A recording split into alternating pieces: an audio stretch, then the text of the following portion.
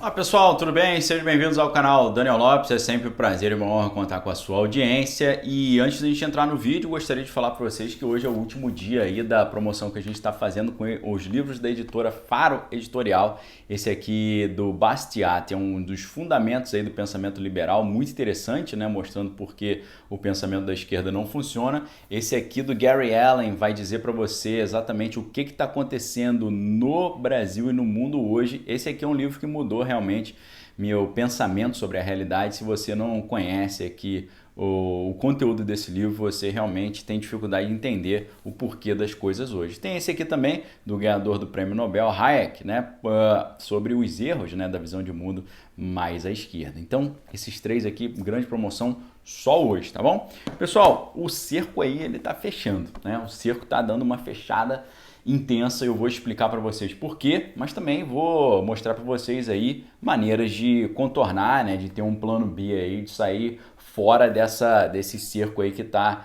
se estreitando, né? Então, em meio, né, algumas notícias positivas, né, como por exemplo, uma notícia bem legal, lembrando que eu vou deixar, como sempre, as notícias citadas no primeiro comentário fixado aqui embaixo. Olha que notícia legal, setor de serviços cresce pelo 9º mês e retoma o patamar pré-crise sanitária. Houve um avanço de 3,7% de fevereiro, né? Esse avanço de fevereiro de 3,7% fez o setor se recuperar das perdas registradas nos meses de março e maio de 2020, isso segundo informação do Instituto Brasileiro de Geografia e Estatística, o IBGE. Olha que interessante, né? Os serviços voltando, as coisas se retomando ali e o pessoal ali da torcida do quanto pior, melhor, ficando triste, né, vendo essas coisas. É triste ver gente que fica triste com a melhora do país, né, porque tem ali alguns objetivos não tão nobres assim. Agora, aquele cenário internacional ficando estranho. É por isso que eu estou falando para vocês que o cerco está fechando. Eu tenho mostrado para vocês que existe uma probabilidade que lá na Ucrânia vai acontecer ali a gota d'água que pode, né, que tem uma possibilidade de desencadear uma instabilidade internacional, né? Porque, como eu disse para vocês, essa nova gestão americana tá doida para arrumar confusão lá. E aí os Estados Unidos estão anunciando sanções contra a Rússia, perdão, por eles terem algum tipo de envolvimento lá no pleito do ano passado, né? As sanções vão afetar mais de 30 entidades russas e deve excluir também a expulsão de mais de 10 cidadãos russos que atualmente estão em território americano. Então vocês vejam como é que a coisa está ficando ali meio estranha, né? E aí o que nós estamos vendo? Nós estamos vendo essa digitalização cada vez maior da sociedade e a digitalização favorecendo aquela ubiquidade do Estado, né? O Estado presente em todos os lugares ao mesmo tempo, aquele monitoramento total, né? Que nos lembra muito aqueles cenários ficcionais distópicos, né? Como 1984, do George Orwell, ou Admirável Mundo Novo, também do Aldous Huxley. Coisas que eram ficção se tornando realidade, né? Hoje, por exemplo, reconhecimento facial aí popularizando-se, né? Aquela disputa para ver quem vai oferecer os melhores serviços de tecnologia telefônica, preocupando muitas pessoas também por causa da questão da segurança desses dados, né? Nós tivemos aí leis, né, de proteção de dados e tal, então esse assunto voltou a ficar à tona, mas hoje a gente está vendo outras notícias estranhas, por exemplo, vejam só como é que um mundo ali meio de filme está virando realidade. Sistema de reconhecimento facial erra e o homem acaba sendo detido injustamente, né? A pessoa está processando ali a polícia de Detroit, nos Estados Unidos, porque ficou detido com base numa análise errada de um programa de computador. Então veja só a que ponto chegamos, né? Reconhecimento facial errado, o cara acabou ali se dando mal. E aí hoje em dia, a gente com essas impressoras 3D, né, com essas máscaras que eles conseguem imprimir muito realísticas, imagina, né, situações não só como essa da máquina interpretar errado o rosto da pessoa, mas de alguém vestir o rosto de uma outra pessoa e querer fazer alguma coisa errada ali. Então, tá chegando um cenário ali que realmente a coisa tá ficando muito estranha, né? O cerco aí tá ficando estranho. Alguns investidores importantes também tem dado algumas opiniões que têm preocupado as pessoas que já estão mais ligadas a essa questão do cerco e tentando se antecipar a esses problemas, né? Porque a gente está vendo aí uma impressão desenfreada de dinheiro, não só no Brasil, mas mundo afora também. O Banco Central americano já imprimindo mais dinheiro do que quase todo o dinheiro que foi impresso em toda a história do dólar americano. Isso, é claro, gera uma inflação, gera uma perda de valor e tem feito com que muitas pessoas que estão ali preocupadas com a perda de valor do dólar, né, eles estejam migrando para outras reservas de valor. Reserva de valor mais óbvia, né, os metais preciosos, mas também a questão das criptomoedas, né, o Bitcoin. É por isso, entre outros fatores, que o Bitcoin tem crescido tanto, porque eles estão vendo que o dólar está perdendo o seu valor. E é claro, né, eu falei para vocês aqui nos outros vídeos sobre a desdolarização, né, a saída do referencial do dólar como reserva de valor, né, a Rússia já fazendo isso, o Dragão Vermelho do Oriente também já fazendo isso tudo uma tentativa ali de enfraquecer o valor do dólar. O que a galera tem feito, né, para tentar sair desse problema? Ido para as criptomoedas. Mas aí, o que muitos investidores têm falado, né, como Michael Burry, dizendo que os governos vão esmagar o Bitcoin, né, porque ele tem dito ali dessa preocupação que os bancos centrais têm com relação a essas moedas concorrentes, né? Então ele acha que os governos podem querer dar uma diminuída, né, dar uma abafada nessa questão das criptomoedas. Alguns especialistas dizem que hoje já não é mais possível, porque a coisa já atingiu um tamanho, popularização, que seria necessário desligar a internet para conseguir impedir isso aqui de continuar progredindo. Mas vejam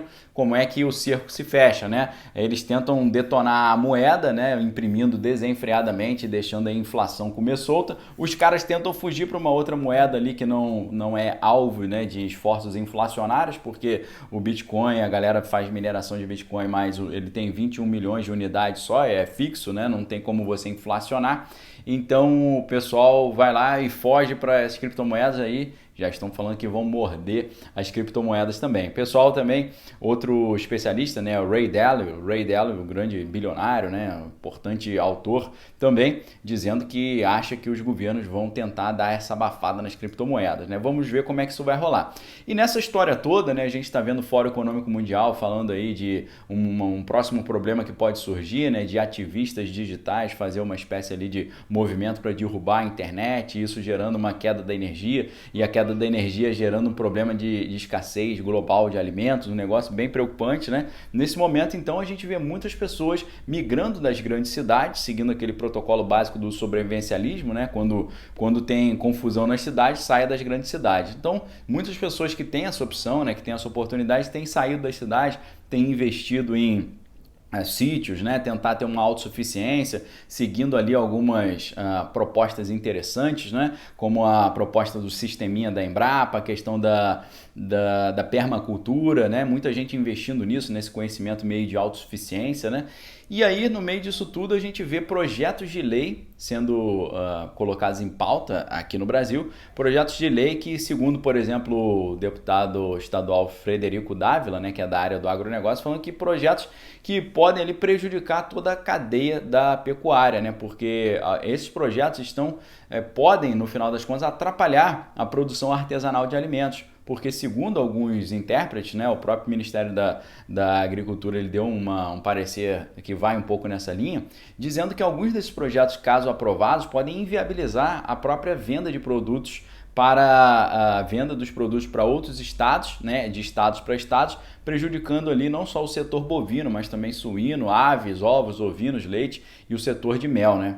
Ou seja, né, os produtos de origem animal ficam aí comprometidos, além de outros prejuízos também, tanto para o produtor como para a própria indústria, né?